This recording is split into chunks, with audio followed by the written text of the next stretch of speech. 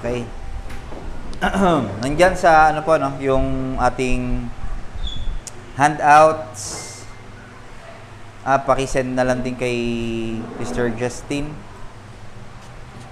Okay, nandito tayo sa panibagong chapter ng 1689, ng chapter 14 of Saving Faith.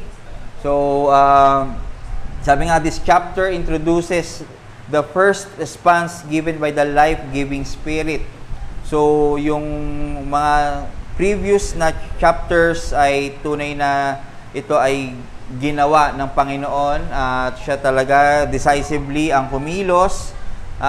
Dito naman sa chapter na ito, dito ipapakita yung response natin, no, dito sa kanyang resulta ng pagbibigay niya ng bagong spirit at bagong puso sa isang sinner. So, sabi nga ni James Renihan, while the divine always takes priority, the human must not be neglected. Though the Lord, for example, gives faith and repentance, these are human actions carried out by the workings of the Holy Spirit. So, yung repentance at faith ay human action, no?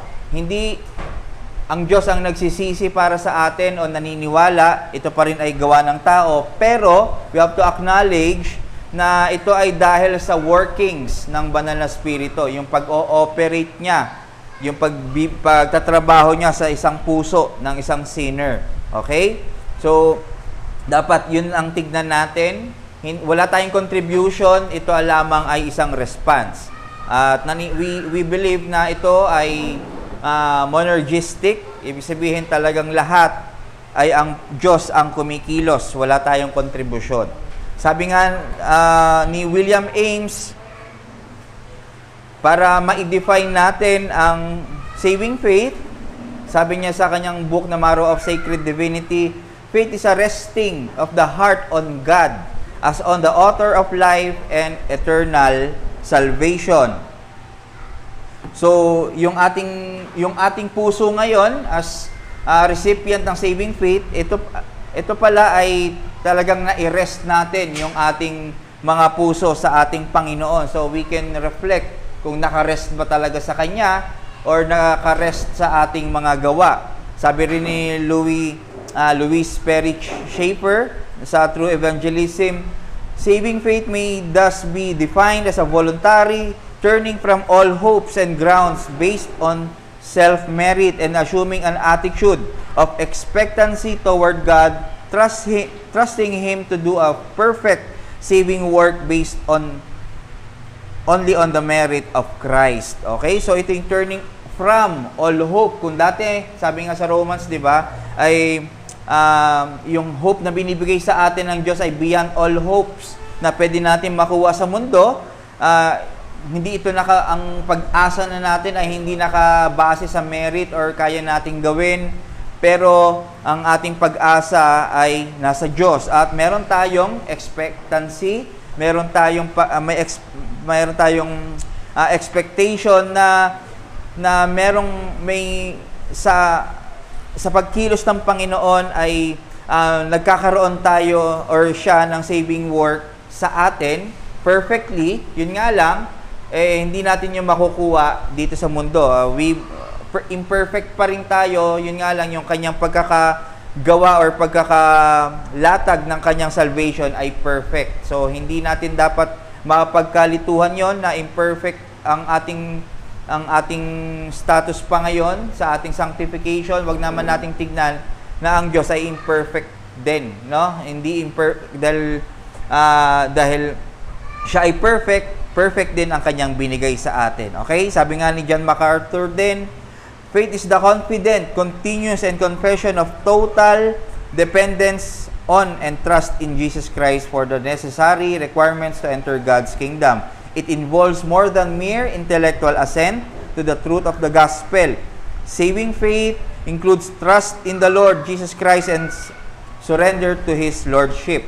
So, ang saving faith hindi lang nangyayari sa unahan. Siyempre, yun ang basehan ng ating justification. Pero para masabi natin na ito nga ay tunay na may faith, ito ay continuous. Ang ating confidence ay continuous sa Panginoon at merong tayong pag-surrender. Yung ibig sabihin pag-surrender, sa buong buhay na natin from the moment na tayo ay nanampalataya, alam na natin na pagmamay-ari na to ng Diyos. Okay? So, we can say, faith is looking away from ourselves and turning our eyes to Christ and His work on the cross. So, ang pananampalataya ay ang pag-look away or hindi pagtingin sa ating mga sariling gawa o kakayahan, pero sa pagtingin sa ginawa ni Kristo. So, ang sabi nga ni James Renihan, meron siyang proposition, no?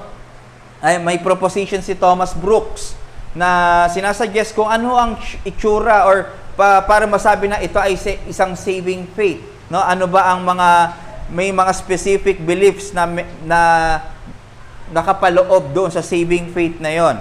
Okay?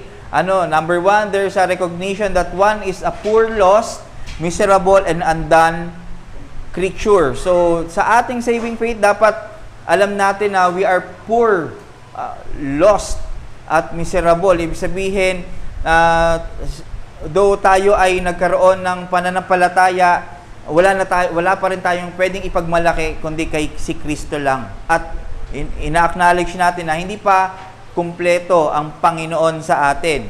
No? Though kumpleto na yung salvation, na-establish na ilatag na sa atin yung kanyang kaligtasan para sa atin, pero hindi pa siya tapos para sa yung pagpapakabanal ng kanyang mga isinave, no? Habang may buhay. So number 2, that such a person cannot save himself from this condition.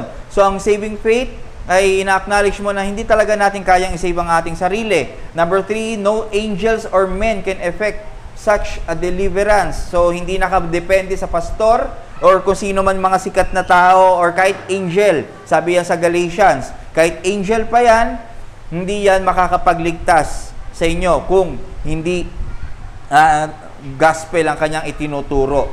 There is an absolute need of a Savior to save me from the wrath to come. So, dapat may acknowledgement din ng wrath ng Diyos. Hindi lang para ma-save dahil para guminhawa, pero dahil sa future wrath ng Panginoon na tayo ay bound sa eternity, eternal death, no? Number 5, meron tayong by any way except through Christ alone, our salvation is utterly impossible. So, paano to? Kinikilala natin na isang posibleng paraan o isang way lang ay ang pagkakaroon ng pananampalataya kay Jesus Christ alone. So, wala nang ibang way doon. So, yun yung ating pinaniniwalaan. Ano pa? Seeing and knowing through the grace that Christ is the Savior, fully able to save all who come through Him. So, siya lang yung way, siya lang din yung Savior at wala nang iba. Every time na may mga lalapit sa Kanya para maniwala sa Kanya, ay He is welcoming dun sa mga tao na yon. Ibig sabihin, hindi siya namimili. Pag lahat ng mga pumapasok sa Kanya o nananampalataya sa Kanya, ay isinesave niya. Number 7, that through grace, Christ is the only one sent. Yan. So, ang dami nagpapakilala na sila daw ay sugo ng Ama, pero si Christ lang ang sinend ng Ama para mag-save, mamatay, pagkamatayan at maging sacrifice para sa mga kasalanan ng tao. Number 8, that Jesus Christ has perfectly satisfied the demands of God, justice and wrath.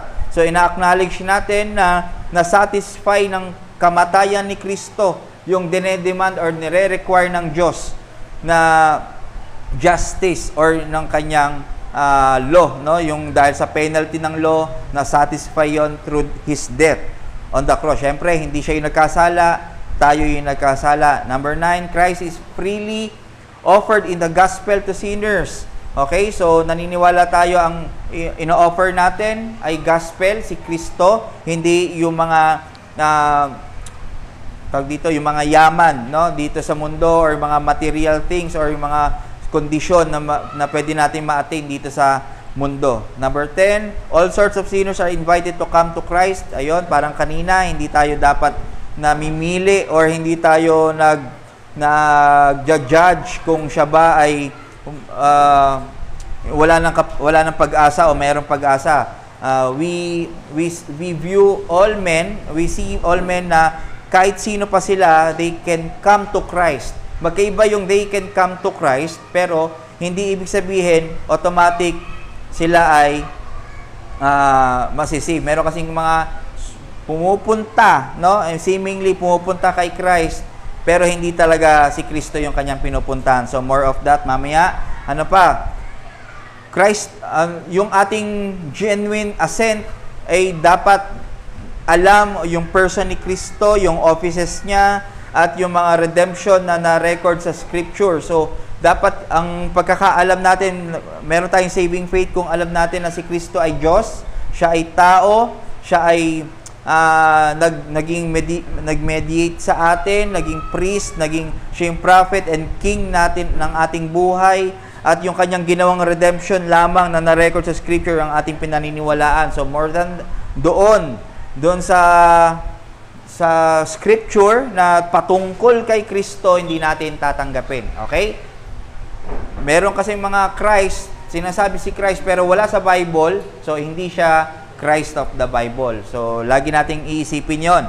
Number 12, a wholehearted commitment to Christ. So, pag tayo ay nanampalataya kay Christ, meron na doon na isang commitment na kay Kristo na siya na ay sa akin at ako na ay sa Kanya. Okay? At number 13, receiving Christ as Lord. So, dapat may anticipation ng Lordship, ng ating submission ng buhay. Hindi pwedeng nananampalataya pero may sarili kang kagustuhan na mangyari sa ating buhay. So, dapat itong 30 na to ay isang parang humuhubog do sa saving faith na yon. Ito yung mga pictures ng itsura ng isang merong tunay na living faith at saving faith. Dito naman tayo sa terminologies base kay sa libro ni Louis Berkhoff.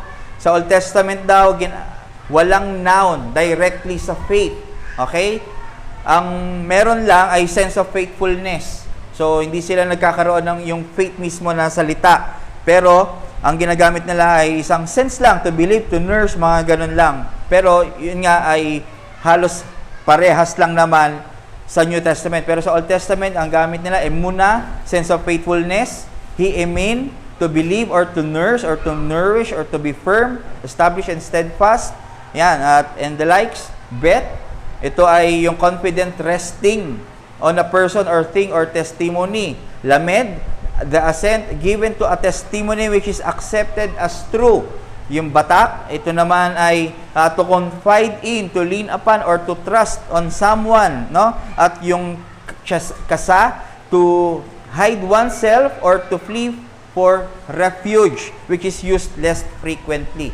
So, hindi siya masyadong ginagamit. So, parang ganun yung prinsipyo. Nandun yung prinsipyo ng faith, pero hindi talaga siya directly walang parang translation ng word ng faith. Okay? Punta naman tayo sa New Testament usage.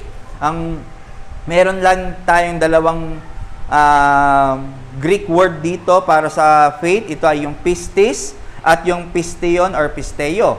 So, yung pistis, pag sinabing pistis, pag nakakabasa kayo, syempre, lalo sa mga lalaki, pag nagle-labor, or kahit sa mga babae, pag nagugustuhan nyo magbasa kung ano yung mga dati nilang mga language, ang pistis ay noun. Okay? Noun to. Noun. Okay? Sabi ni Berkhoff, may dalawang meaning sa classical Greek. Itong dapat natin tignan. Ang pistis. Ang pistis ay yung isang meaning, a conviction based on confidence in a person and in his testimony. Okay? At yung pangalawa, confidence itself on which such a conviction rests. Okay? Yung isa, papunta doon sa object. Yung isa naman, ay confidence doon sa kanyang mismong pananampalataya itself. Okay? At dumating, meron din na ano naman ibig sabihin ng pistis sa Septuagint. Ito naman, ano ba yung Septuagint? Ito yung oldest translation ng Old Testament into another language. Ibig sabihin, itong mga ito ay yung mga translation ng mga Hebrew or mga Old Testament words na inilalagay na sa New Testament. Okay? Ito yung mga kinonsider ni Philo or ni Josephus. This refers sa collection ng mga earliest Greek translation produced by numerous scribes over the years and in different location. So, ito yung mga matatandang mga Greek na na-translate doon sa mga Hebrews na mga language at na-collect at nagkaroon ng kumbaga ito yung eclectic version. Pag sinabing eclectic version, ito yung parang various version or parang compilation na marami, wide range na isang collection na nag-circulate nung time na yon. Okay? So, it doesn't mean na Septuagint, ito lang yon, iti-trace lang natin. Hindi. Pag kunyari, nung time na yon, merong na-translate si Louis from Hebrew to Greek, tapos ganun din si Jeff, tapos dun din, na-collect nila yon, ang tawag doon sa collection na yon ay Septuagint. Okay? So, maganda rin magbasa nito dahil ito yung parang sobrang direct pa yung kanilang pagkaka-translate. Sabi nga ni Louis Berkhof, the transition from the use of the word pistis in classical Greek to the New Testament usage in which the meaning confidence or trust is all important is found in the Septuagint use of the verb pistion rather than in that of the noun pistis, which occurs in it but once with anything like its New Testament meaning. So dito papunta na ginagamit din yung pistis as parang pa-verb pag gano'n ang style, pero nung na-develop pa itong translation na ito or yung faith na word, ito talaga yung nasa New Testament language na, yung mga panahon na yon, yun na yung mga well-developed na translation ng Greek doon sa faith na ito. So, yung New Testament, an intellectual belief or conviction resting on the testimony of another and therefore based on trust in this other rather than on personal investigation. So, mababasa natin yan, pwede natin tignan sa yung mga text reference. At yung isa, confiding trust or confidence in God, or more particularly in Christ with a view to redemption from sin and to future blessedness. Okay? So, halos parehas lang nila, pero ito, yung concept, hindi lang concept, nilagay na sa isang word. Okay? Yung dati, yung sense of faithfulness, ginawa na lang faith dito sa New Testament. At yun nga, mababasa natin yan sa pistion. So, sabi nga ni William sa pistis, William Mounce, pistis means belief, trust, confidence, though it can also mean faithfulness. So, noun itong pistis, at sa makatuwid, faith refers to a strong belief or conviction in something, particularly in relations to one's relationship with God and divine matters. This belief is often accompanied by a sense of trust and devotion. So, anong meron tayo? Pistis, no? Yun yung meron tayong faith, meron tayong strong belief or conviction na si Christ ay namatay para sa ating mga kasalanan. Okay? So, yun ay noun. We can say na meron tayong netong pistis. Ano pa yung pistion or pisteo?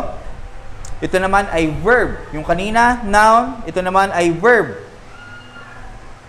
Ano ibig sabihin? To believe. Paabot nga ako ng thank you. To believe, thank you.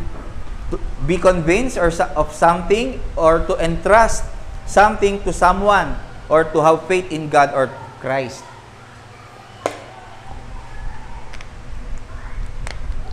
So dito, lagi natin na-encounter to sa New Testament, di ba? To believe in Him.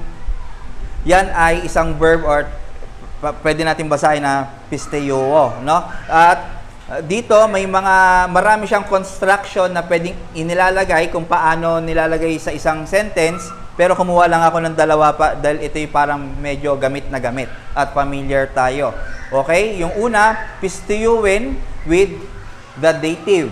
Ano ba yung dative? 'Di ba sa mga language natin may nominative, accusative, dative, 'di ba? Tas genitive.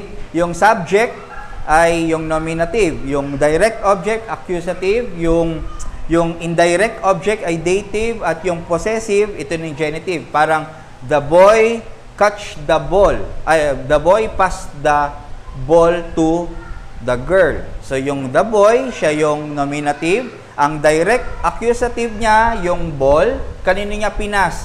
Doon sa girl. No? Dapat yon makikita mo, sino yung pinag-uusapan? Sino ba yung binibigyan ng emphasis? Yung lalaki ba? O yung bola? O yung pinagbigyan? Okay? So, makikita mo si Christ, nominative, Christ, ano yung pinasa niya? Ito yung magiging accusative, yung salvation, at yung indirect sa sinners. Okay? Tapos, syempre, yung possessive, kung kanino. Genitive form naman yon. So, ang pag-usapan natin, yung dative. Di ba? Parang yung dative ulit, past him. Kunyari, yung pronoun him. Believe him. Dahil nga, epistion, faith, believe, trust, iisa lang yung ibig sabihin, pero example lang natin dito yung believe him. This generally denotes believing assent. Ano ibig sabihin nito? If the object is a person, kung ang object mo ay tao, it is ordinarily used in a deeply religious idea of devoted, believing trust. It is either Jesus Christ or God. So, mababasa natin yan sa Jesus Christ, sa John, kadalasan puro sa John, at sa God, yung God sa John din, at sa Acts. Tapos isa naman, when the object is a thing, it is usually the Word of God, Word of Christ, or the Gospel. Okay? Yung una, pag person, kadalasan si Christ at si God. Yung sa object naman, hindi dahil siya ay bagay, ito ay Word of God, works of Christ, at the Gospel. So, nandiyan pwede nating basahin yan. Ano pa? Yung believe him, ito yung ngayon naman, pisteo, followed by hoti. Yung hoti, isang Greek word yon ng that or because. So, yung kanina, believe him. Ito naman, believe that. So, example natin yung kanina na kay Kuya Nico. John 11:27, she said to him, "Yes, Lord, I believe that." Di ba? Nakita nyo, pisteon followed by hoti agad yon. That you are the Son of Christ, the Son of God, who is coming into the world. So this statement, ibig sabihin, emphasizes that our faith is based on factual knowledge that is revealed by God through the Scriptures. We do not merely believe in Jesus.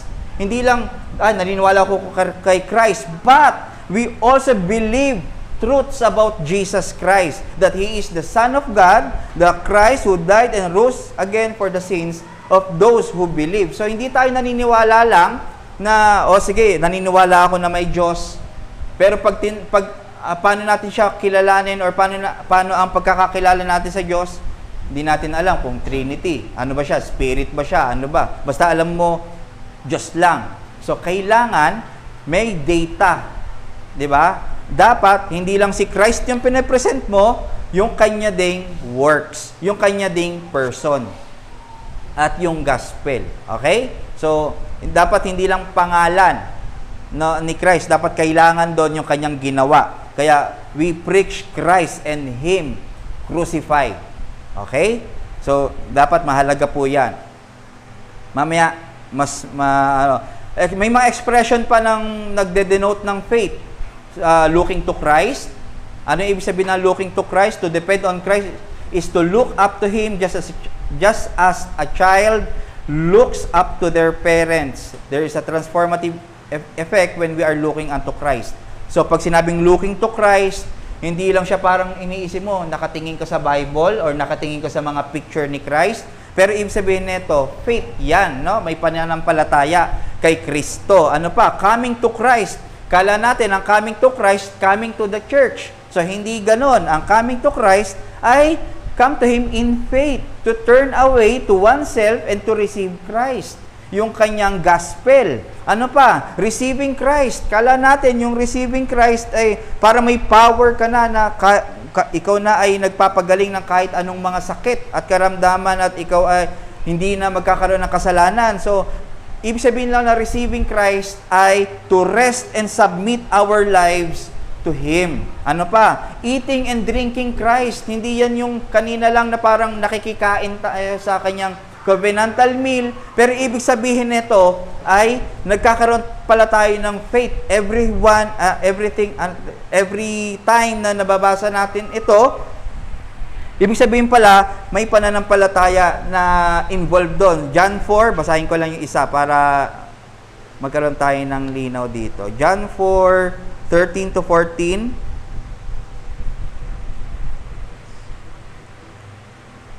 Jesus said to her, "Everyone who drinks of this water will be thirsty again, but whoever drinks of the water that I will give him will never be thirsty again. The water that I will give him will become in him a spirit of water welling up to eternal life." So, hindi ito parang abstract or parang isang hindi mo maapaliwanag, no? Na paano, drink, parang siya, parang mystery. Hindi siya ganon. Although mystery siya, pero ang ibig sabihin nito, kung ikaw ay lalapit at ibibigay mo ang pananampalataya mo kay Jesus Christ. Okay? So, since we are dead spiritually, ano ibig sabihin? Christ is offering Himself to us so that whoever will believe in Him will have life. Ano pa? He alone is sufficient for our salvation. At His body and blood is and will be our satisfaction and contentment. So, ito yung sinasabi. Pag sinabing eating and drinking Christ, hindi yung the more na nagsasakrament tayo, nasa-save tayo. Hindi, pananampalataya to. Ibig sabihin, looking away from ourselves and turning to Jesus Christ. So, yan yung mga expressions na nagde-denote sa faith. Ano pa? Kinds of faith. Meron mga kinds of faith. Pasadahan ko lang. Dead faith, ito alam natin, James 2:17, pag sinabing faith without action is dead, kasi nga walang prutas. Ibig sabihin, hindi ka talaga nakabaon dun sa living soils na sinasabi sa Psalm 1. No? Wala kang living water, na hindi umaagos sa'yo yung water na si Kristo, kaya hindi ka nagkakaroon ng bunga. Rather, nagkakaroon ka ng pag-wither ng iyong mga sanga, ng iyong mga leaves. Okay? So, dead faith ito. Ano pa? Temporal faith. Ito naman ay yung sa, kukunin naman nating text ay sa Luke 8. Ito yung sa parable of 4 soils, pero kukunin natin yung rocky soil. 'Di ba? Ano ba yung mga 4 soils? 'Di ba yung isang beside the road soil, yung laging natatapakan. Ito yung pag binigay yung seed, kinakain ng mga ibon, natitake away nila yung mga seed, or ito yung word of God. Ano pa? Yung pangalawang soil, yung rocky soil, ito naman yung mabato, na nagkaroon nga sila, nag-spring nga sila ng konti, yun nga lang, shallow yung kanilang ugat, hindi masyado nakabaon, kaya nagkakaroon ng pagkamatay, wala silang moisture, wala silang talagang tunay na sustansya, nawawala sila, nagwi-wither away, nalalanta. Ano pa? Yung isa naman, yung thorny, ito naman yung napunta doon sa mga among thorny grass, no? May mga tusok-tusok. At napunta sila doon, nachochoke sila, at ang ibig sabihin nito ay yung parang sila ay very busy naman doon sa kanilang personal life kaysa doon sa pag-minister or sa kay Christ, no, sa kingdom ng Panginoon. So mas sila yung mga pumupunta sa church na hindi nakakakinig, ang isip nila ay paano kaya bukas, ano kayang gagawin ko, ano kaya susuot ko,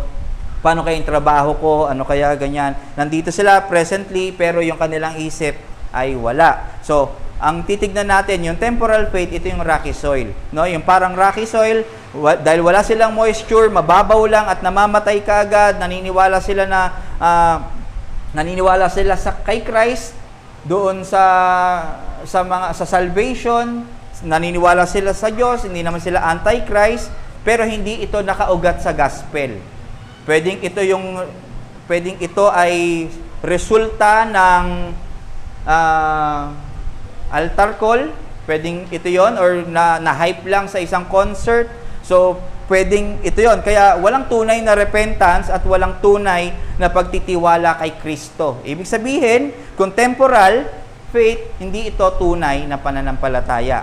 Siyempre, doon tayo sa meron pa, yung historical faith. Ito naman yung Romans 10:9-10. Ano ibig sabihin nito? Alam nila yung katotohanan, the doctrine, but never accept God as her own. Hindi nila tinanggap na si Christ ay Diyos o ang Diyos ay dapat nilang sundin. Pwedeng matagal na sila sa church pero never nilang na-experience si Jesus Christ. Wala silang pag-ibig. Lahat mechanical. Professing Christian but practicing sin. Alam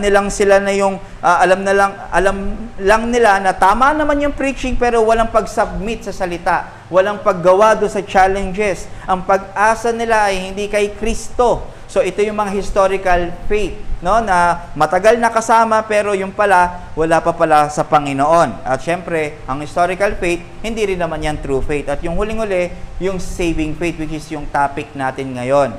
Okay, sa Matthew 13:23, ito yung pag-uusapan natin, tunay na merong paglago, tunay na binigay ng Panginoon at tunay na may justification dito sa saving faith na ito. Okay? May tanong bago tayo pumunta sa part 2? Okay naman, no? Alam na natin yan, familiar na. Dito na tayo sa expository, mga kapatid. Okay? So, sa chapter 14, yung outline nito sa paragraph 1, the origin and development of faith. So, pag-uusapan natin yung origin ng saving faith at development of saving faith. Paragraph 2, general and special faith, kung ano pagkakaiba nun, at paragraph 3, the nature of true faith. So may historical note dito si James Renihan. Sabi niya sa RCC or sa Roman Catholic Church, may dalawang kinds ng faith. Yung isa, fiducia. Ito yung explicit faith. Ano ibig sabihin? A belief of something that is taught and understood. Ito yung mga naituturo, naintindihan, kaya sila naniniwala. At meron din silang pangalawang faith, yung fides. Ito yung implicit faith. Ano ibig sabihin nito? Ito ay yung approval of something taught by the church without fully understanding. Basta mag-agree ka na yon ay yung kanilang doktrina, yon yung kanilang katuruan, kahit hindi ka maniwala, ikaw ay ligtas na. Hindi necessary na maintindihan mo yung teaching nila, basta i-accept mo yung teaching nila. Okay? Kunyari, ang Pope ay ang may last say. Susundin nila yung mga tradisyon or yung mga yung mga abuloy, no, doon sa harap ng mga churches nila. So kahit di nila maintindihan ng fully at wala sa basehan sa Bible at inaccept mo, save ka na. Okay? Ganito yung kanilang paniniwala sa fides, implicit faith. Sabi ni Renihan, kaya itong chapter 14, ito yung pang-counter doon sa paniniwala ng RCC. Nakita ba natin yung significance nito? Hindi lang nila sinulat ito para maglatag ng kanilang paniniwala, pero pang-counter ito doon sa paniniwala ng mga RCC.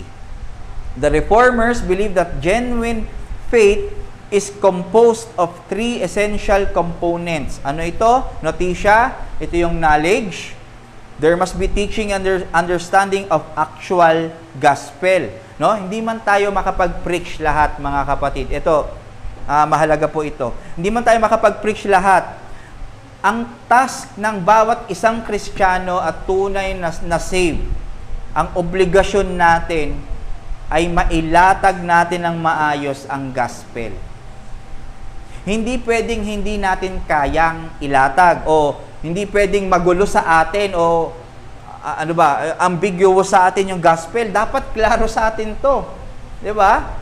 Hindi pwedeng, ito yung obligasyon mo na dapat, kung merong meron kang shasharan, klaro yung inyong gospel, kaya dapat mong pag-aralan. Hindi dapat lang nagre-receive lang tayo ng gospel o ng mga preaching, dapat sa'yo, as ordained din ng Panginoon na kailangan mo siyang i-share ang pag-ibig ng Panginoon, kailangan klaro na sa atin. Ano ba ang pag-ibig ng Diyos? Ito ba ay dumedepende sa emosyon o hindi? Dapat klaro sa atin yon. Siyempre, hindi naman to agad-agad unang araw o pangalawang araw na alam agad natin. No? Kailangan natin ng pagtulong sa bawat mga kapatid, pero yung simpleng gospel. Hindi ko sinasabing simpleng parang ano na, tawag dito, hindi importante. Ibig sabihin, yung simple lang pinaniniwalaan natin na gospel, dapat klaro sa atin yung mga bagay na yon, yung thought ng gospel. Hindi ka pwedeng hahatak ng iba, explain mo sa kanya yung gospel. Baka kasi ikaw hindi mo alam yung gospel.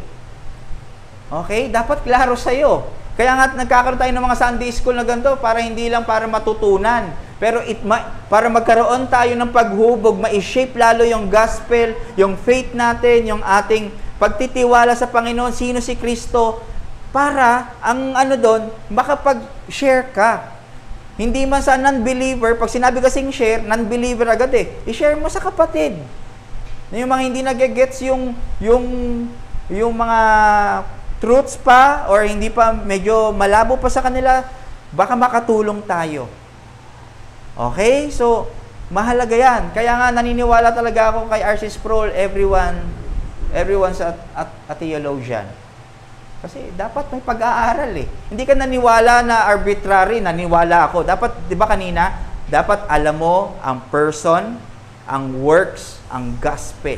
Hindi mo lang kilala si Christ. Okay? Kasi even si Satan, even ang Diablo, kilala ang Diyos. Ang pagkakaiba lang natin sa atin, kilala rin natin ang Diyos, at naniniwala rin si Satan sa Diyos. Tayo rin naniniwala. Ang pagkakaiba natin, tayo naniniwala ay na kay Kristo, nasa Diyos. Si Satan, wala kay Kristo. Sabihin, wala sa puso. Walang pag-accept na pinagkamatayan siya ni Christ. Di ba? Walang ganon. So, dapat malabo. Kung paano, di ba, lahat naman siguro tayo, pag tinanong paano tayo pumunta ng Cubao, kahit sobrang ang tahimik mo sa klase, alam mo kung paano. Paano magtimpla ng kape? Kahit hindi ka nagsasalita ng 6 months, alam mo kung paano magtimpla ng kape. Or gatas, or i-on ang TV, or anuman. Dapat alam mo yan. Ito pang gospel ang hindi natin ito pang gospel ang mahirapan tayo. Ito nga yung pinaka-ultimate na dapat alam natin. Bukod pa sa, over sa kung anumang bagay pa sa mundo. Itong gospel. Makalimutan, yun nga ang ko, Lord, kung pumurol man yung memorya ko or magkang ulyanin ako, wag mo wag kong makalimutan yung gospel. Yun lang, yung kung tumanda ako. Kasi makalimutan ko na lahat. Kahit pangalan ng kahit sino, wag lang ang pangalan ni Christ at yung kanyang ginawa. Okay? So ito yung notisya. Hindi lang ito, data na pumasok. Data na pumasok na, may clear na naipasok sa'yo. Ano pa? A census.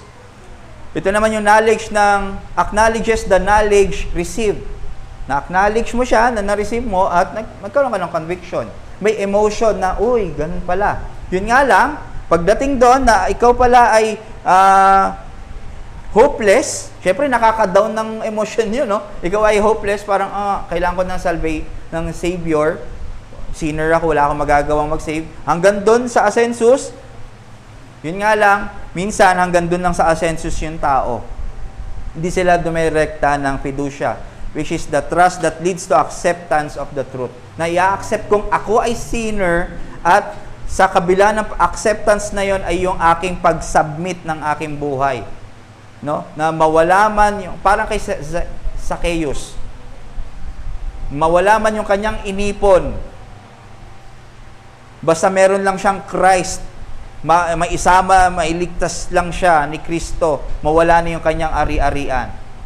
Kaya sabi ni Christ, klaro to, sabi niya, ang kaligtasan ay dumating sa araw na ito, dito sa lugar na ito. So, napakasarap na mangyari na hindi ka nag-hold back dito sa mga bagay na ito kasi nag-accept ka in-accept mo yung katotohanan na si Kristo lang yung dapat na iyong ipapamuhay at iyong kayamanan, hindi kung ano man. Okay? So, dapat klaro sa atin ito. Dito tayo sa paragraph 1. The grace of faith whereby the elect are enabled to believe to the saving of their souls is the work of the Spirit of Christ in their hearts and is ordinarily wrought by the by the ministry of the word, by which also and by the administration of baptism and the Lord's Supper, prayer, and other means appointed of God, it is increased and strengthened. So notice natin, although the sinner is the one who believes, we have to acknowledge that it is not the initiative work of the sinner, but just the result of God's action in the human heart, in sinner's heart. Okay? So, lagi natin tatandaan yan na itong lahat ng nagagawa natin, kahit good works natin, ito pa rin ay nanggagaling, resulta ito sa action ng Panginoon sa atin. Okay? So, number 1, hinatin lang natin ito sa dalawa. Number 1, outline ni, sino bang may outline nito? Ni Renihan at ni Ventura. Okay, number 1, the divine source of saving faith. Ang divine source, ang originator neto, or ang kung kanino nagsimula ay si God, no? The grace of faith. 'Di ba? Pag nalaman natin sino bang bestower ng grace, ito ay ang Diyos. It's only by the grace of God, at ito ay ang basihan nito ay ang kanyang nature, hindi ang nature ng tao. Ay, nakita ko si Aljon, ang nature niya mabait, bibigyan ko siya ng saving faith. Hindi ganon. Kahit hindi nagbabase ang Diyos sa nature ng tao, nagbabase siya dahil siya ay gracious, ibibigay ko tong saving faith sa taong fallen na ito. Okay? Sabi nga sa Ephesians 2:8-9, for by grace you have been saved through faith, and this is not your own doing, it is the gift of God, not a result of works, so that no one may boast. Okay? So, yun yung titignan natin na ito ay all by grace. Susunod, the grace of faith, whereby the elect are enabled to believe. Elect. Ibig sabihin, God elected those who will save who will be saved in eternity past, and it is manifested in the history through regeneration. Okay? So, yung elect, dapat lagi nating ma-acknowledge to na ang Diyos ay pumili nung eternity past para sila ay maligtas, at ito ay nangyari sa history through regeneration. Pag tinanong, regenerated na ba tayo nung kunyari, ang elect ay regenerated na ba sa eternity past? Hindi pa. Okay? Sila ay makasama doon sa na-doom sa Genesis 3:15. Okay? So, kasama siya doon, yung mga elect na ganon. Yun nga lang, dahil sila ay pinili ng Panginoon, kailangan nilang magkaroon ng bagong puso, bagong spirit, at tatawagin niya para maniwala sa gospel na ipipreach sa kanila. The elect sinner is enabled to exercise the saving faith given by God. So, itong Panginoon, itong elect na ito, na sinner, may exercise niya ang saving faith through the regeneration ng spirit. So, makikita natin na hindi automatic na mag-exercise o mapapractice ng elect sinner yung kanilang saving faith, kailangan itong dumaan sa regeneration. So, ito ay ine-enable ng Panginoon. Hindi yan automatic na kayang gawin ng isang elect. Okay? Ano pa? Whereby the elect ito yung emphasis, are enabled to believe. This affirms the deadness and hopelessness of man. Ibig sabihin, kaya ine-enable to believe ng Diyos ay dahil patay yung elect sinner na yon, at sila ay hopeless sa kanilang salvation. Kaya ina-affirm itong statement na to na walang magagawa ang tao, ang isang sinner, kahit pa elect pa siya. Gets? Man is impossible to believe in his own. He need grace. Kahit elect, he needs grace pa rin. Si Jeff, he has grace. Di ba? Di ba sa elect, no? Hindi natin titignan na hindi na kailangan ng mga elect ang grasya ng Panginoon. Kailangan pa rin. This asserts and emphasizes the sovereignty of God. So, dahil patay ang tao at imposible silang maniwala, kailangan nila ng grasya, ang dinedeclare dito ng statement na to ay soberano ang Diyos. He can do whatever He pleases. Kung ano man ang kagustuhan, ano man ang kanyang pinlano, or ano ang ikakalugod niya, no? Pleasing sa kanya, yun ang kanyang gagawin. Who are we to question God? God is carrying out His decree, therefore His salvation and promises are certain. Ang makikita natin dito, nung enable niya itong mga itong mga elect na to believe, itong mga elect na ito ay na-elect niya last sa eternity past at enable niya to believe, ibig sabihin, kinikerry niya or nangyayari na nga into past yung decree niya sa history. Therefore, yung salvation at mga promises natin ay certain. May sureness doon. May kasiguraduhan yung pinangahawakan nating pananampalataya. Gets? Yung kanyang pinlano na wala pang matter, wala pang mundo, wala pang oras, nangyayari na sa history through Jesus Christ, yung ating titignan sa future ay mangyayari at mangyayari, ito ay certain dahil tunay yung kanyang pinlano. Hindi ito parang suntok sa buwan or parang ang tawag dito, yung parang parang ito yung kanyang pinlano. Nakalimutan ko yung word. Parang last resort. Yeah, or contingency plan. Dahil nagka-doom na yung tao, papadala ko na yung aking begotten son. Hindi ganon, no. Ikaw yung lumaban. Kaya very sure. Yung ating, bakit anong gusto kong emphasis dito? Yung ating magiging state na we cannot sin. Ito ay sure. Yung ating state na resurrection, hindi lang yung first resurrection natin sa puso, yung ating mismong body ay magkakaroon ng glorified body, sure ito. Okay? Gets? From spirit nga naging matter, 'di ba? At nasa kanang trono ngayon. Kung titignan natin kanang trono, certain na nandun siya. Hindi pagala-gala si Christ. Siya ay nandoon sa kanang trono ng power ng Diyos. Dapat nating titignan, lahat ng mga nakikita natin, hindi lang to prinsipyo, pero ito ay may katotohanan. We are seated in the heavenlies, yes. We are already, but not yet. Ang representative natin si Christ na nandun. Okay, so, ito yung mga dapat nating i-rejoice pag tayo ay nag-devotion, nagkakaroon tayo na ipaggising natin sa umaga. Ang dami nating dapat ipasalamat at ipagpuri sa ating Panginoon. Ano pa? Yun yung divine source, ang Panginoon, ang Diyos.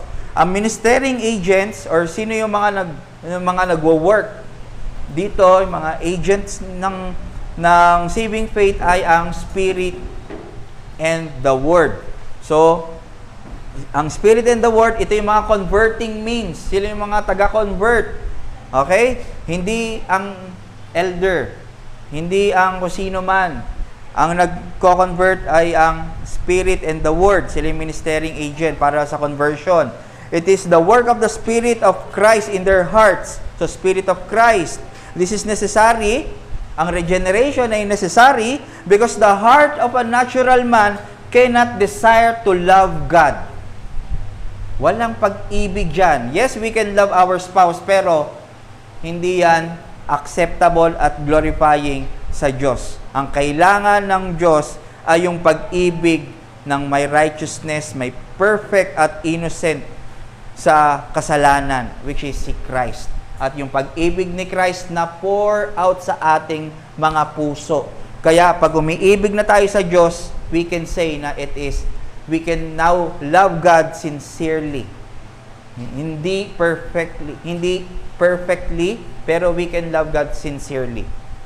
Pumapaltos, yes, pero pag sinabi natin umiibig tayo, kasi yung pag-ibig na yon na nire-require niya, sa kanya lang din galing. Hindi pinroduce ng puso natin itong pag-ibig na to na umiibig kay God. Kaya sabi nga niya, it is not you who love God, but it is God who love us ang nagmamatter. Okay? Ano pa? This is necessary, ang regeneration, because we cannot comprehend spiritual things. Nung tayo ay natural man, hindi natin maintindihan yung mga gospel. Sabi nga sa 1 Corinthians 2:14-16, the natural person does not accept things of the Spirit of God, for they are foolish sa kanya, and he is not able to understand them because they are spiritually discerned. So sabi pa nga, no, yung kanina, hindi lang natin naintindihan, pero sabi ni Paul, ayaw niyang i-accept. Diba? Romans 1:19-20, sinusuppress niya ang katotohanan, ayaw niya i-accept. Imbis na magpasalamat at sumamba, gumawa ng sariling Diyos-Diyosan. Ganon ang tao, ang isang natural man. Kaya it is necessary na magkaroon tayo ng bagong puso at spirit. Sabi ni Palmer Robertson, you will choose to cry out to God for salvation. Pag nagkaroon tayo ng renewal or regeneration of the spirit, salamat po, you will choose to cry out to God for salvation, just as the newborn baby cries out once born, di ba? Papaluin yung tas umiiyak. But give the divine spirit the glory he deserves. Your cry for salvation comes as a consequence of your new birth, and never be the cause of regeneration.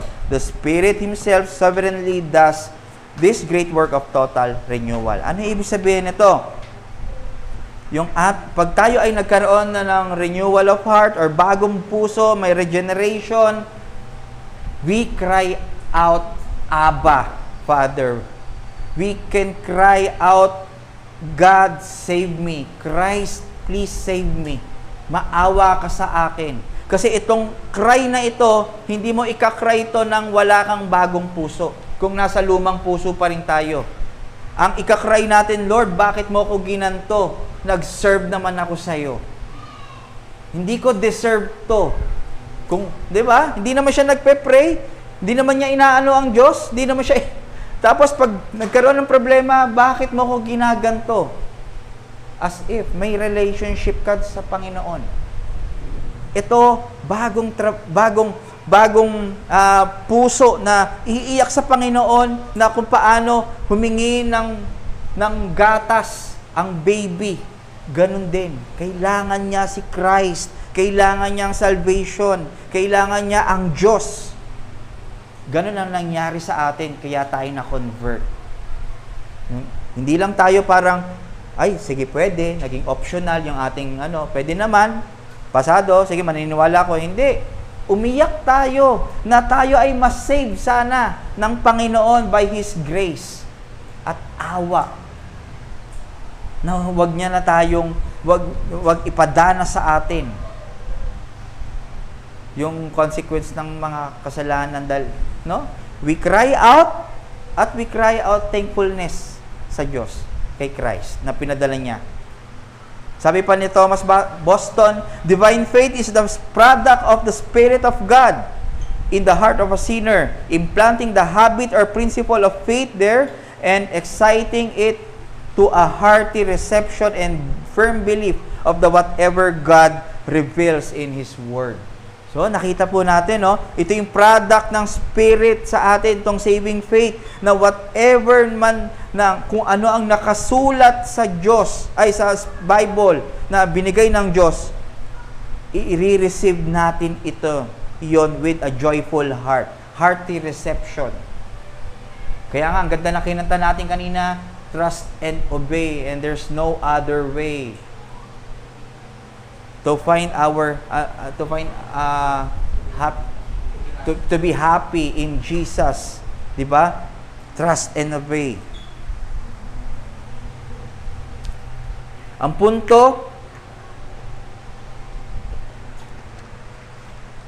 point lang dito mga kapatid, regeneration is a one-time event in which God renews the nature will, mind, and heart of the elect, resulting one in coming to Christ.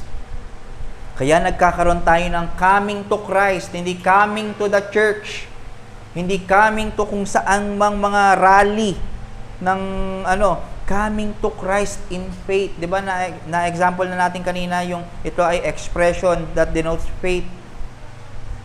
Nung nabago ang ating nature, we are magre-result to sa ating paglapit kay Kristo. And is ordinarily wrought by the ministry of the Word. Ano ibig sabihin? The Spirit of God illuminates the heart of the sinner to understand Christ and His works. So, ibig sabihin, pag may nagpipreach ng gospel, hindi automatically Christian ka na dahil na-preachan ka ng gospel. Pero, yung kanina, Word, nagmi-minister sa atin, ang Spirit ang mag-illuminate sa puso natin para maunawaan si Kristo at ang Kanyang ginawa. Maunawaan ang kondisyon natin. Okay? Ito yung ministry of the Word. The regenerated sinner will begin to fear God upon knowing God. Hindi tayo pwedeng natatakot tayo sa Diyos dahil papakailaman tayo. Yan ang sigaw ng isang patay na puso, ng isang depraved man, na takot sila sa Diyos kasi KJ siya. Hindi na ako makakagawa ng mga gusto kong gawin. Pero natatakot siya sa Diyos dahil sa kanyang reverence, sa pagtingin dito sa ating Panginoon. Ito na dahil nare-reveal ng Scripture, ang Diyos ay banal, natatakot ka. Kung paano tinignan ni Isaiah ang kanyang sarili, my lips are dirty. I am not worthy to your place. So, ganun. Kakaroon tayo ng pagkakatakot. Hindi tayo nagmamalaki na parehas na tayong righteous Panginoon. Pwede na tayong magsama. Grabe talaga. Hindi ganun. Tinitignan natin na sa kada gagawin natin, magugustuhan ba? Pleasing ba to sa Panginoon? Pleasing ba to? Lord, bago tayo gumawa ng mga plano or mga balak natin, hingi muna tayo ng wisdom sa Lord. Hindi tayo nagiging imprudent. Lagi tayong humihingi through prayer. Lord, enlighten me by your Spirit. Ano ang gagawin ko? Then natatakot kang magkasala. Natatakot kang mag-grieve ang banal na Espiritu. Natatakot ka na gumawa ng mga unpleasing sa Kanya. So ito yung fear na sinasabi sa atin. Hindi tayo pwedeng nananampalataya tayo pero wala tayong takot sa Diyos pag nakakabasa tayo ng mga warnings. Ay, hindi na sa akin yan. Hindi. Ang warning ay warning pa rin para sa lahat. Ang warning ng unrighteousness, hindi mo pwedeng baliwalain yun dahil ikaw ay nananampalataya. You have to practice righteousness pa rin by His Spirit and by His Word. At itong saving faith na ito, mangyayari and is ordinarily wrought by the ministry of the Word. Ibig sabihin, this faith comes from hearing and hearing the Word. Hearing and hearing and hearing. Ibig sabihin, progressively. Kung ikaw ay magkakaroon ng paglago sa pananampalataya, ito ay the hearing of His Word, the Gospel. Sabi sa Romans 10:14-17.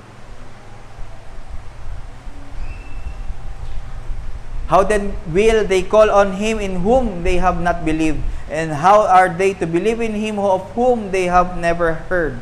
And how are they to hear without someone preaching? And how are they to preach unless they are sent? As it is written, how beautiful are the feet of those who preach the good news, but they have not all obeyed the gospel. For Isaiah says, Lord, who has believed that he has heard from us, so faith comes from hearing, and hearing through the word of Christ. Inulit niya, hearing and hearing.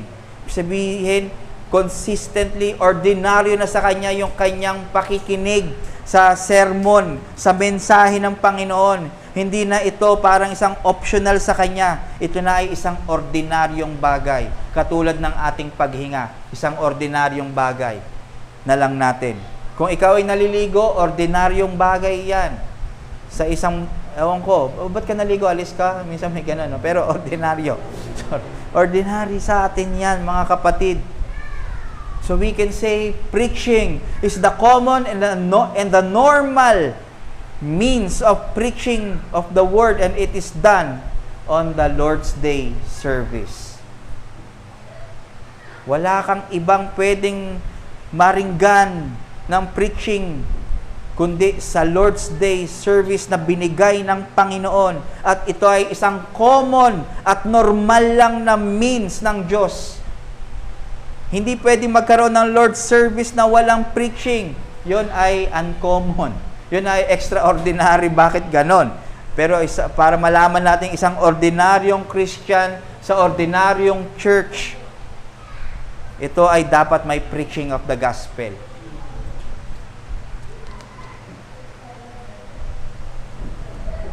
Note, although preaching is a means of grace or means of salvation, the preacher cannot save everyone. It is only by the grace of God, His will, His time, and His way. Hindi kayang isave ng preacher ang isang tao. It is only the gospel. Ang ito yung ano doon. Ito yung ma-appreciate natin. Yung pagtitiwala natin sa kapangyarihan, sa grasya ng Panginoon, ay na-exercise every time na may naipipreach na gospel faithfully sa taong hindi pa nananampalataya, na papractice yung ating pagtitiwala at pagtawag sa Panginoon, paghingi ng mercy at grace para do sa tao na yon. Kasi hindi tayo hyper grace, na bahala na ang Diyos sa Kanya. We pray do sa tao na yon. Ang magagawa lang talaga natin ay tumawag sa Panginoon. Dahil ang preaching of the gospel ay nagagawa naman yan regularly, ordinarily, commonly, at normally sa Lord's Day. So sabi ni Rob Ventura, when preaching is attended by the testimony of the Spirit, it results in saving faith. In His time, in God's will and His way, siya ang nagbibigay ng oras, panahon, kung kailan masisave ang isang tao. Sino ba naman tayo para madaliin siya? Sino ba naman tayo para diktahan ng Panginoon na save mo na yan, pinsan ko yan ha. Save mo na yan, anak ko yan ha. Pinsan ko yan, kaibigan ko yan ha. Malakas ako sa'yo. Preacher naman ako ng dyan. Sorry. Cut. Hindi pwede yun. Hindi pwede yun, mga kapatid. Umaasa lang tayo, no? Though we preach the gospel, umaasa pa rin tayo sa grasya ng Panginoon. Lord, magkaroon ng redemptive event at transformative event dito sa lugar na ito. Sabi niya sa 1 Corinthians 2:3-5, and I was with you in weakness and in fear and much trembling, and my speech and my message were not in plausible words of wisdom, but in demonstration of the Spirit and of power. Yung kanyang pinipreach ay demonstration of the Spirit and power, so that your faith might not rest in the wisdom of men, but in the power of God. It is the Scripture. It is the gospel, the power of God unto salvation. Kaya preaching the word is ordinary, but can be used by God extraordinarily to cause a redemptive and a transformative event. Naniniwala ba tayo dito? Do we believe this? O by no means? Naniniwala tayo sa ganito. Ordinary, pero ito ay extraordinary pag kinilos ng Panginoon. Hearing the faithful preaching of the word is hearing the very voice of God. Yung kanina, though boses ni Nico yon, pero it is God who is preaching to us. Kaya dapat ina-acknowledge natin, Lord, it is our blessing na hindi ka lang namin makita yung presence mo sa salita ng Panginoon, naririnig ka namin audible. At yung Lord's Supper, nakikita ka namin, nahawakan ka namin, naaamoy ka namin. this presupposes that our hearts na to ng believers and minds are captivated to the Word of God. Hindi ito pwede sa mga Christian na hindi naniniwala sa sola scriptura, na by Spirit lang. Inseparable sa Ephesians pa lang. Inseparable ang Spirit at ang Word. Hindi pwedeng Spirit lang at walang Scripture. 2 Timothy 3:16, it is breathed out by God. Kaya sinabi dito ng mga framers na ikaw ay na-save through the preaching of the gospel by your faith, at yung faith na yon ay dadalhin ka sa patuloy na patuloy na ang conscience mo ay connected at binded sa Word of God. So hindi pwede na iiwan na natin ang salita ng Panginoon upon receiving Christ. Dire-diretso yan. Sabi sa, ano yon, nabasa natin Paragraph 1, di ba? Means appointed, it is increased and strengthened. Paano ka hindi ka nag-yoga na? Hindi ganon. Ikaw ay nakikinig ng salita ng Panginoon ordinarily. Nagme-meditate ka ng salita ng Panginoon normally sa iyong buhay, at ito ay ang magkokos neto, ang magiging resulta nito ay strengthening at increasing of faith.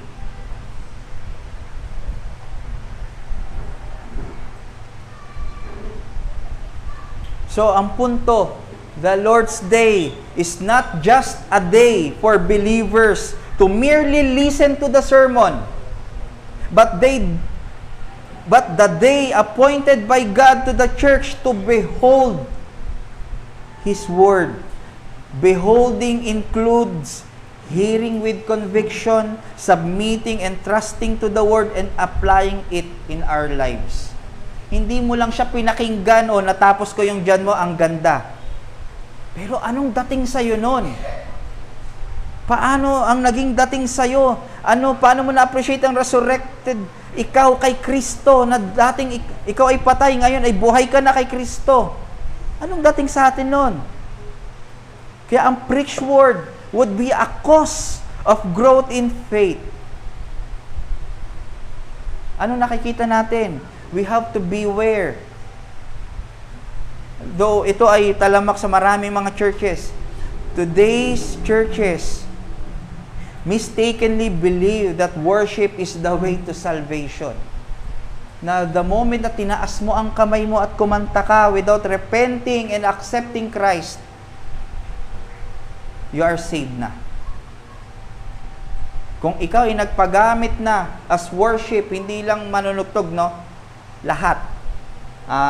Pag nag-ayos ka, kasi yan ay worship, yung gano'n, yung lahat ng ginagawa mo sa loob ng church, basta gano'n, religious na lang. Pag ikaw ay naging religious, ikaw na daw ay saved. So, hindi po yan tinatanggap ng biblical church. Okay? Number 2, tapos na tayo sa origin, at yung mga ministerial agents niya. Number 2, development of saving faith, by which also and by the administration of baptism and the Lord's Supper, prayer, and other means appointed of God, it is increased and strengthened. It increased by the use of other appointed means of grace. So, gusto kong tignan natin yon. Kung kanina, ang word of spirit ay yung converting means, itong means of grace naman ay yung confirmatory means. Hindi, kung ikaw ay tunay na mananampalataya, ikaw ay lalago sa pananampalataya through the means of grace. Pero kung hindi ka tunay na mananampalataya through the means of grace, mako-confirm doon kung ikaw talaga ay tunay o hindi. So, confirmatory. Ikaw ba talaga ay tunay na Christian o hindi? So, okay? So, gusto ko lang remark, ang word is both converting and confirmatory means. Dahil sa salita, makikita mo, lalo na sa 1 John, nandoon yung mga fruit of the salvation. Sa Galatians 5, nandoon yung fruit of the Spirit. Mako-confirm mo, ikaw ba talaga ay na kay Kristo? So, notice natin, saving faith. Ito gusto kong ilagay natin. No? Saving faith is not necessary a mature faith, but it grows over time. Hindi ibig sabihin ng saving faith, mature ka na. Ikaw lang ay nanampalataya sa gospel. At itong faith na to ay mag-grow pa at magmamature over time. Okay? So, wag nating hanapin na ikaw ay mature. Matured ka na. Sige, ikaw ay regenerated. Pasok ka na sa church. Baka mapunta tayo sa ganon. Maghanap tayo ng maturity. Hindi. May discernment tayo. Hindi pwedeng pag kunyari, may 10 dyan, ay, ba't ganon? Nagtatawanan sila, tapos may mga crude joking sila. Hindi pa sila mature. Wag muna natin sila tanggapin sa membership. Di ba? Kay Richard Baxter ba to? Yung gantong membership na kailangan patunayan muna nila na may transformation sa kanilang buhay bago sila makapasok. So, wag tayo maging mahigpit pagdating dito sa mga bagay na to. Okay? So, baptism. Answering his faith in Christ. Ang baptism, ito yung answer natin doon. No? Physically. Kasi ito yung unang ordinanse. Baptize them. Ibig sabihin, pagsunod mo kay Kristo. Okay? Though hindi ito yung salvation natin, hindi tayo nasi-save ng baptism, pero ito yung pagpapakita mo na ikaw ay sumagot nag-response ka dun sa gospel na pinrich sa'yo spiritually. 1 Peter 3:21, baptism which corresponds to this now saves you not as a removal of dirt from the body, but as an appeal to God for a good conscience through the resurrection of Jesus Christ. Okay? Dahil ikaw ay nagkaroon ka na ng good conscience, dahil sa new nature mo, ang pagsagot mo na sa kay Christ through faith ay dapat makita sa baptism. Sa water baptism. Okay? Ito yung parang magiging door sa local church. Ito yung gate sa entering sa local church. Ano pa? Ang baptism, ito ay answering his faith in Christ, symbolizes our union in the death and resurrection of Christ. Ito yung our newness. Pagpapakita na ikaw ay talagang binago. Hindi nagpapabago. Sabi nga ni Peter, no? Hindi ito yung nag-removal of dirt sa katawan, pero ito yung dahil ikaw ay binago, namatay ka na kay Christ at resurrected ka na kay Christ. Ito nga yung illustration natin na nung ikaw ay binaptize, ikaw rin ay inahon. Walang binaptize na pinabayaan lang siya sa pagkamatay niya. Okay? Pangatlo, public declaration of belongingness. Ang baptism ay public declaration. Public declaration of belongingness. Him to us, dinedeclare natin, God is mine, sa akin si Kristo, ako, ina-accept ko si Christ, and as to Him, na siya ay nagmamay-ari sa akin. Ako na ay tunay na follower niya.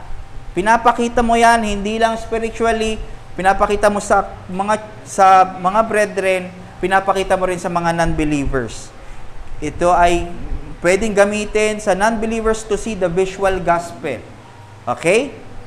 This is to obey and follow Christ, denying ourselves as masters. So, ito yung baptism. Pagpapakita na mag-o-obey ka na, susundin mo na si Christ, at hindi mo na master ang iyong sarili para magkasala.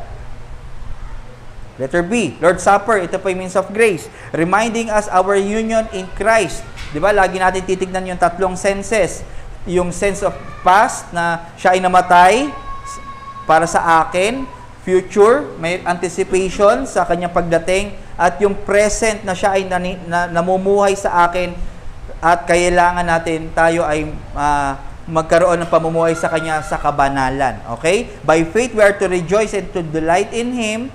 Pag tayo ay nagpapartake ng Lord's Supper, at to commune in Him and to our brethren. Hindi lamang tayo, sama-sama tayo, hindi ito, di ba pag ikaw ay kumakain, hindi lang ang aim mo doon, kahit sama-sama kayo ng pamilya, hindi naman aim mo doon ay mabusog ka lang eh. Magkakaroon kayo ng communion, kamustahan ng mga brethren mo. So, ganito rin ang nangyayari. Hindi lang ikaw na upo na ikaw at si Christ, pero kayo at si Christ. Ikaw at yung kapatid mo nakikita mo, hindi siya nagaganyan. Sorry po. Si Christ, nakikita natin na siya ay nananampalataya rin. Wow.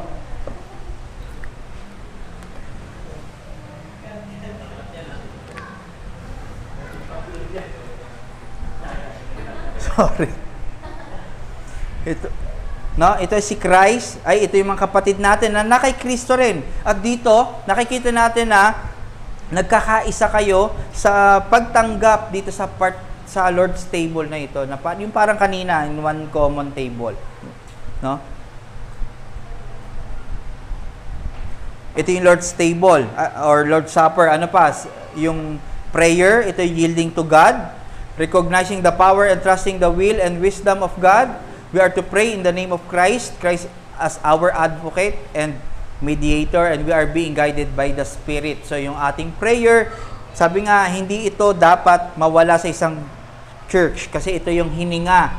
Kung ang pagkain natin ay to do the will of God, ang ating pagkain yung bread, yung katawan ni Kristo, si Kristo, at ang ating inumin ay si Kristo as the living water. Ang prayer naman yung hininga natin, no, sa ating Panginoon. So dapat natin ma-recognize na kailangan natin ito. Hindi ito parang nakakatamad na isang event sa isang church. Ito ay si Calvin nga, 'di ba?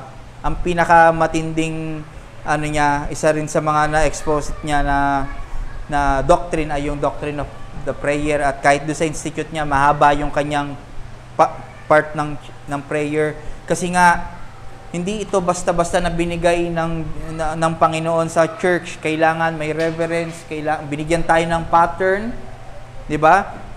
Sa Romans 6, tapos binigyan pa tayo ng isang chapter sa Matthew 6, tapos binigyan pa tayo ng pattern kung paano yung naging prayer ni Christ sa John 17, buong chapter yon. So, ibig sabihin, hindi lang niya sinabi at nanalangin si Christ. Tapos, di na natin nalaman yung content. No? Binibigay sa atin yung mga content, binibigay sa atin yung details ng isang prayer ni Kristo at dapat natin ipag-pray kasi kailangan natin to. Pwede kasi tayong magkaroon ng pagkakamali sa pananalangin. Kailangan natin na ito ay ayon pa rin sa kagustuhan ng Panginoon. Hindi tayo pwedeng manalangin, bro, hindi ganon, or papa, hindi ganon. Dapat reverence pa rin. Kung paano tumatawag yung sa Psalms, no? Nagpe-pray sila. Sila pa rin ay may reverence sa Panginoon kahit sila ay nahihirapan. Okay? So, kailangan natin magkaroon ng discernment dito. Ano pa? Yung other means of grace, mababasa pa natin yan sa chapter 22.5. Yun, takal na lang natin doon. Pero ang mga nakapaloob dito, reading the scriptures, singing psalms, hymns, and spiritual songs, fellowship and communion of the saints. So itong tatlong ito ay kailangan natin regularly as Christian, ordinarily ginagawa natin ito. Okay? Hindi tayo pwedeng magbasa ng scripture once a year or alam ba natin kung anong sinesermon ngayon sa SGRBC? Alam naman natin, no, yung palitan. 'Di ba? Revelation tayo sa Psalms. Ayun lang, no? Sana alam natin kung nasa na ba tayo. Pati chapter dapat alam. Siyempre dapat sinusundan din natin. Kaya kunyari, ito binigay sa atin kanina, John 11, 17 to 27. From time to time, binabasa mo siya sa bahay mo, tapos meron kang reading sa sarili. Yun yung parang lagi mo siyang itutugma na, okay, ganito. So, may ganon, no? Para mas lalo natin ma-appreciate yung word ng Panginoon.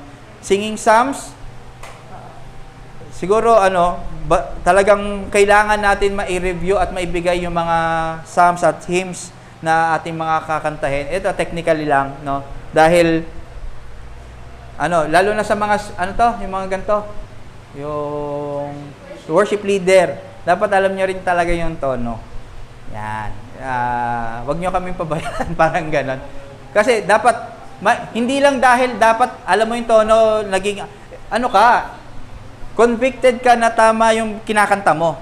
At ito ay kinakanta mo sa presensya ng Panginoon. Kaya kahit ano yung ako, may napapanood ako, hindi naman ganun kagandahan yung mga boses nila. Kung paano sila kumanta, manly. Ganun lang. Ang mahalaga na ikakanta nila to with heart, with a rejoicing heart, with conviction. Hindi ito para matapos na yung last chorus. Hanapin natin, okay? So, yun. At Lord willing, sana magkapalitan din, may mga psalms din tayo, no? Singing of psalms. So, pwede yun, ilalagay siya, isushoot siya sa hymn, sa mga audio, tapos isushoot na lang siya. Okay? Syempre, Hebrews 10:25, do not neglect the gathering of the saints or yung fellowship. Kailangan natin ito. So, hindi lang tayo grupo, hindi lang tayo isang pinagsama-sama dito, pero tayo ay sinners, poor sinners na nangangailangan ng grasya niya palagi, no? At isang kalakasan na makita yung isang poor sinners na katabi mo nanghihingi rin ng grasya na pag kunyari nanghihingi siya, hindi parang may isip mo na ako lang ba yung nahihirap? Pag nakita mong siya rin hirap may sakit siya tapos nagpupursige siya, yung konteksto ng sa bahay niya ganito kahirap pero patuloy pa rin siya na nagiging uma-attend, nakikinig sa salita ng Panginoon, nakikita mo yung holiness, nag-strive sa kanyang buhay, nakaka-encourage yun. Na, oo nga, hindi para kopyahin siya, pero dahil iisang body kami, isang tono kami, at iisang Kristo na meron kami, gagawin ko rin ito. Okay? Hindi dahil nagkaroon ka ng parang, pwede na ano ka lang, ma-encourage ka, pero from time, gagawin mo yon dahil ikaw sa sarili mo at sa buong as one body. Okay? So, kailangan ito regularly sa atin. So, reflection lang, the saving faith is the appointed instrument of God for us to receive the accomplished work of Christ. Kung may mga inelect, mayroon siyang inelect na instrument, kundi ito ang faith. Pag sinabing faith, hindi agad iisipin natin na ito ay religious o may kinalaman sa Diyos. Di ba? Have faith, brother. Parang maniwala ka sa akin. Parang sa sa prison break. Magtiwala ka sa akin. No? So, ganun yung So, hindi, dinideny natin yung ganong kaisipan sa faith. Ito ay faith na binigay sa atin ng Panginoon. Ito ay saving faith na instrumento ng Diyos para ma-receive natin ang works of Christ. Ito yung straw para ma-receive natin. Hindi tayo nasisave by faith, pero nasisave tayo through faith in Christ.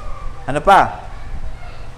The Lord, our God, has thought of these things and He has decreed the means by which our faith may be strengthened. Di ba?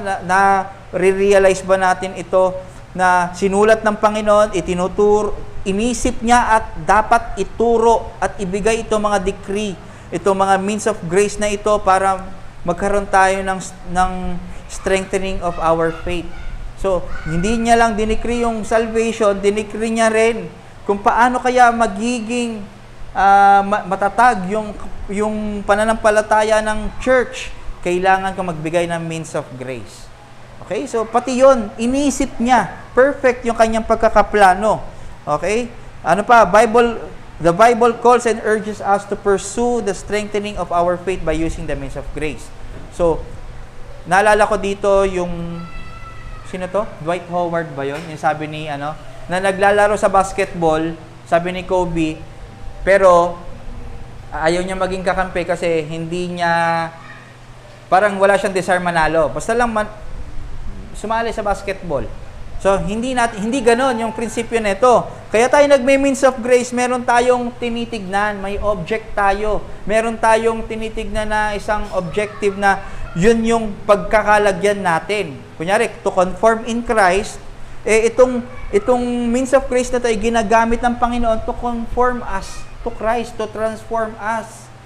At mas lalong mag-yield yung ating salvation, ating union kay Kristo kahit hindi na natin siya nakikita dito. Okay?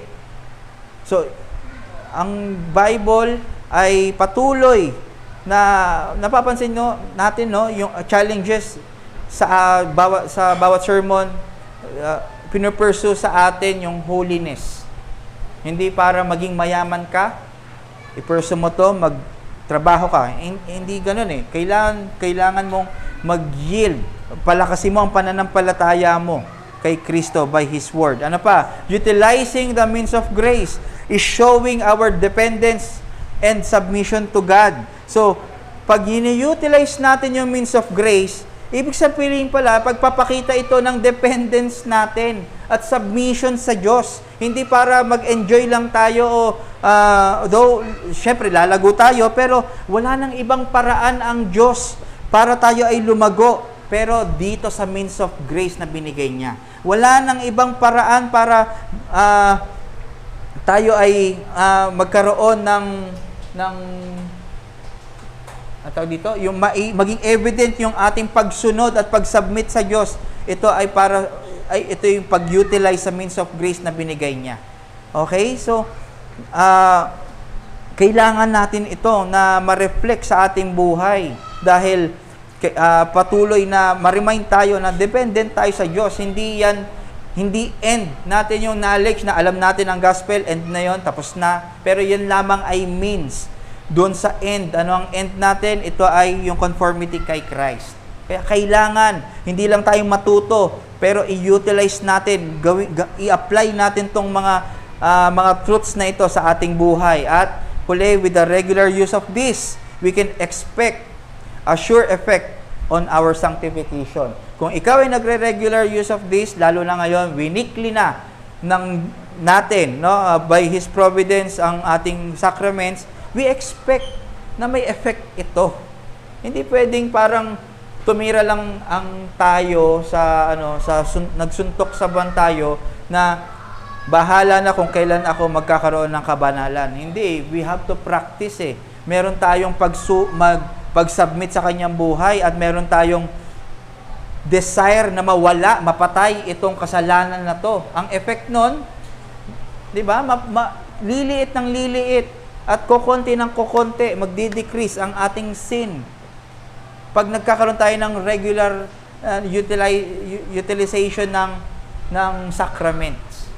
Okay? Kaya wag natin palagpasin. Wag natin i-take for granted. Wag natin tignan na meron pa naman next week. Or kung nandito man tayo, wag naman natin ito tignan na hindi ako magiging seryoso ngayon, next week na lang.